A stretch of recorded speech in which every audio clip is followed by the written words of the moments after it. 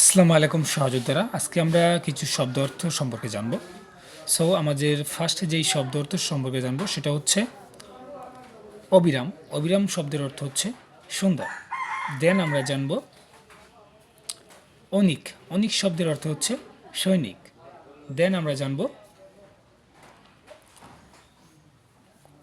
সারমেয়। সারমেয় শব্দের অর্থ হচ্ছে আমাদের কুকুর।